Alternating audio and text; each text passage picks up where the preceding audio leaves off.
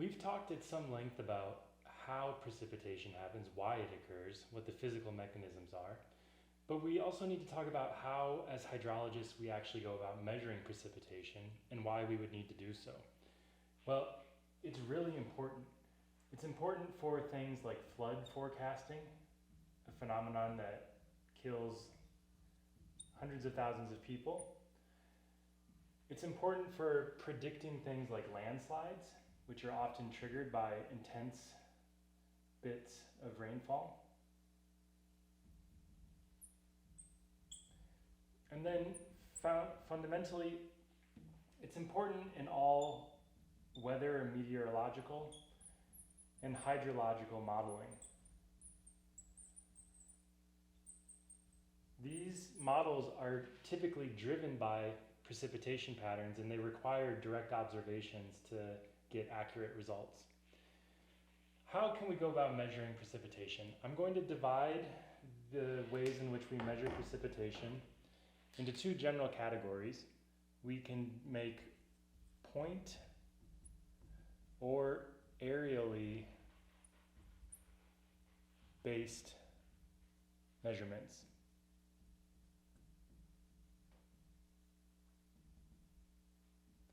And when it comes to point-based measurements, as the name implies, these are measurements that are made at a single location.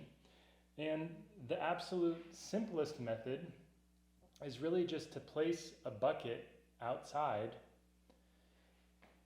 and come back and periodically measure the amount of water that's fallen into it.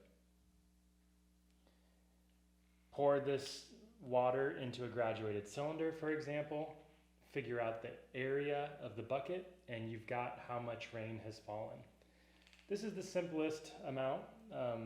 So you would divide this opening A by the depth to end up getting the amount of water that's fallen. But we can improve on this with what's known as the standard rain gauge. So this here is the bucket method. In the standard gauge method, there's an opening that then reduces via a funnel to a graduated cylinder. And the reason this is slightly better is because this opening is usually about 10 times the size of the area of this graduated part of the cylinder, but it amplifies the amount of rain that falls and enables a greater measurement precision. So you can walk right up to this and read the water level in here with a fair amount of accuracy. One of the drawbacks of these two methods are that they require manual observation.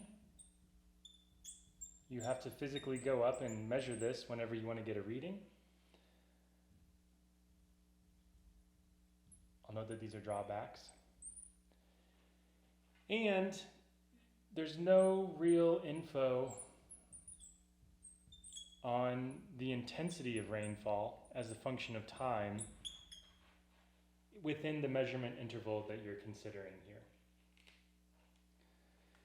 In contrast, there are other types of aerial-based measurements that are known as recording gauges.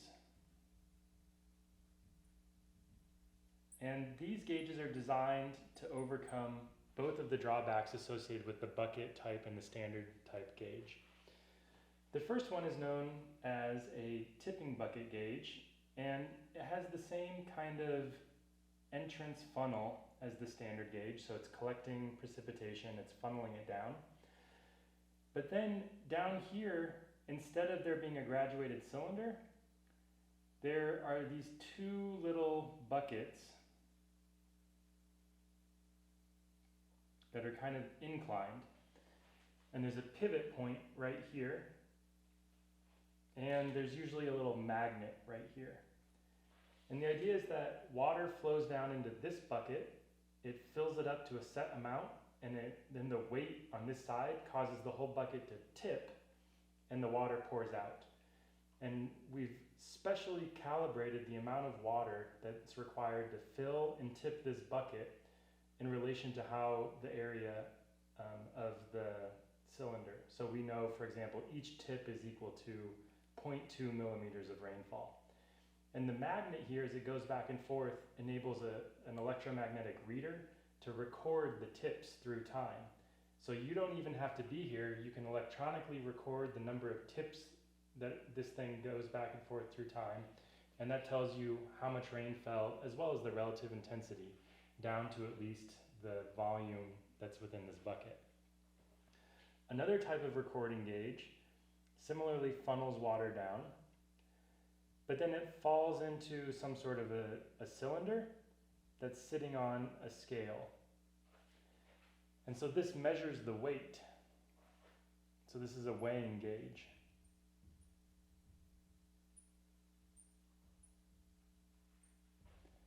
And so this is continuously recording the weight, and as the weight of water increases, the weight increases, and you can record that through time to get an estimate of the intensities and the total amount.